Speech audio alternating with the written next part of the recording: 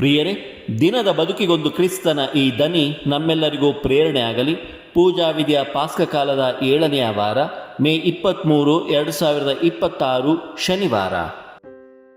ಸಂತ ಯೋವಾನನು ಬರೆದ ಪವಿತ್ರ ಶುಭ ಸಂದೇಶದಿಂದ ವಾಚನ. 21ನೇ ಅಧ್ಯಾಯ 20ರಿಂದ 25ರವರೆಗಿನ ವಚನಗಳು.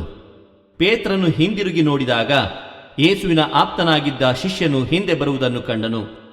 ಭೋಜನದ ಸಮಯದಲ್ಲಿ ಯೇಸುವಿನ ಪಕ್ಕದಲ್ಲೇ ಒರಗಿ, ಪ್ರಭು, ನಿಮ್ಮನ್ನು ಹಿಡಿದುಕೊಡುವಂತಹ ಸ್ವಾಮಿದ್ರೋಹಿ ಯಾರು ಎಂದು ಕೇಳಿದವನೇ ಅವನು. ಇವನನ್ನು ಕಂಡು ಪೇತ್ರನು, ಪ್ರಭು, ಇವನ ವಿಷಯವೇನು ಎಂದು ಯೇಸುವನ್ನು ಕೇಳಿದನು. ಅದಕ್ಕೆ ಯೇಸು, ನಾನು ಬರುವ ತನಕ ಅವನು ಹಾಗೆಯೇ ಇರಬೇಕೆಂದು ನನ್ನ ಬಯಕೆ. ಆದರೆ ಅದರಿಂದ ನಿನಗೇನಾಗಬೇಕು? ನೀನಂತೂ ನನ್ನನ್ನು ಹಿಂಬಾಲಿಸಿ ಬಾ ಎಂದರು. ಇದರಿಂದಾಗಿ ಆ ಶಿಷ್ಯನಿಗೆ ಸಾವಿಲ್ಲವೆಂಬ ವದಂತಿ ಸೋದರರಲ್ಲಿ ಹಬ್ಬಿತು. ಯೇಸು, ನಾನು ಬರುವ ತನಕ ಅವನು ಹಾಗೇ ಇರಬೇಕೆಂದು ನನ್ನ ಬಯಕೆಯಾದರೆ ಅದರಿಂದ ನಿನಗೇನಾಗಬೇಕು ಎಂದು ಹೇಳಿದರೆ ಹೊರತು ಅವನಿಗೆ ಸಾವಿಲ್ಲವೆಂದು ಹೇಳಲಿಲ್ಲ. ಇವುಗಳಿಗೆ ಆ ಶಿಷ್ಯನೇ ಸಾಕ್ಷಿ. ಇದನ್ನೆಲ್ಲ ಬರೆದಿಟ್ಟವನು ಅವನೇ. ಅವನ ಸಾಕ್ಷಿ ಸತ್ಯವಾದುದೆಂದು ನಾವು ಬಲ್ಲೆವು.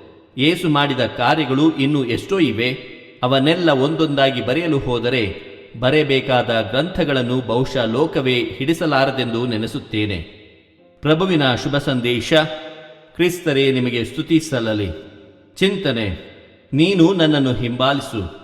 ಪ್ರಭು ಯೇಸು ಕ್ರಿಸ್ತರಲ್ಲಿ ಆತ್ಮೀಯರೇ, ರೋಮಾಪುರದಲ್ಲಿ ಪೌಲರು ಯಾವ ವಿಧದಲ್ಲಿ ತಮ್ಮ ಸಮಯವನ್ನು ಕಳೆದರು ಎಂಬುದನ್ನು ತಿಳಿಸುತ್ತದೆ ಇಂದಿನ ವಾಚನ. ಪೌಲರು ತಮ್ಮ ಮರಣದ ಗಳಿಗೆಯಲ್ಲಿಯೂ ದೇವರ ಸಾಮ್ರಾಜ್ಯದ ಸುವಾರ್ತೆಯನ್ನು ಸಾರುವ ಕೆಲಸವನ್ನು ಕೈಬಿಡಲಿಲ್ಲ. ನಮ್ಮ ಜೀವನವನ್ನು ಪರಿಶೀಲಿಸಿ ನೋಡಿದರೆ ಸಿಗುವುದಾದರೂ ಏನು? ಸಂತ ಯೋವಾನನ ಅನುಭವ ಯೇಸುವಿನಲ್ಲಿಟ್ಟಿದ್ದ ಪ್ರೀತಿ ಗೌರವವು ಅಪಾರವಾದುದು. ಇಂತಹ ಪ್ರೀತಿ ಗೌರವವನ್ನು ಅರಿತ ನಾವು ದೇವರ ಮೇಲೆ ಇಡುವ ಪ್ರೀತಿಯು ಯಾವ ವಿಧವಾದುದ್ದು? ನಮ್ಮ ಜೀವನದಲ್ಲಿ ಅವರನ್ನು ಅನುಭವಿಸಿದ್ದೇವೆಯೇ? ಅವರ ನಿಯಮದ ಪ್ರಕಾರ ನಮ್ಮ ಜೀವನವನ್ನು ಅಳವಡಿಸಿದ್ದೇವೆಯೇ ಎಂಬ ಪ್ರಶ್ನೆಗಳಿಗೆ ನಮ್ಮ ಉತ್ತರವಾದರೂ ಏನು?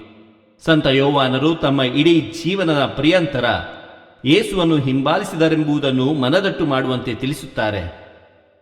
ನಾವು ದೇವರನ್ನು ಹಿಂಬಾಲಿಸುತ್ತೇವೆ ಎಂಬುದು ನಮ್ಮ ಬರೀ ಮಾತಿನಿಂದ ಕೂಡಿರದೆ ನಮ್ಮ ನಡತೆಯಿಂದ ಒಂದು ಉತ್ತಮವಾದ ಜೀವನದ ಮುಖಾಂತರ ತೋರಿಸಬೇಕು.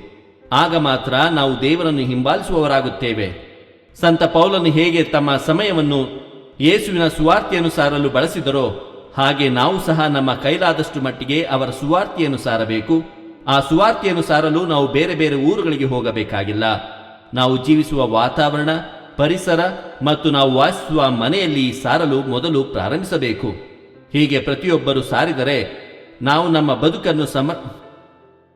ಬದುಕನ್ನು ಸಾರ್ಥಕಪಡಿಸಿಕೊಳ್ಳುತ್ತೇವೆ. ಹೋಗಿ ಸಾರಿರಿ ಕ್ರಿಸ್ತರ ವಾಣಿಯ ನಿಮ್ಮ ಸುತ್ತಮುತ್ತ ಇರುವ ಜನತೆಗೆ. ದೇವರು ನಮ್ಮೆಲ್ಲರನ್ನು ಆಶೀರ್ವದಿಸಲಿ. ಇದು ಧನಿ ಮಾಧ್ಯಮ ಮನೆಯ ಕೊಡುಗೆ. ಧ್ವನಿ ವಂದನೆಯ ಸ್ವಾಮಿ ಶಾಂತಕುಮಾರ್ ಜೆ, ಬೆಂಗಳೂರು ಮಹಾಧರ್ಮ ಕ್ಷೇತ್ರ.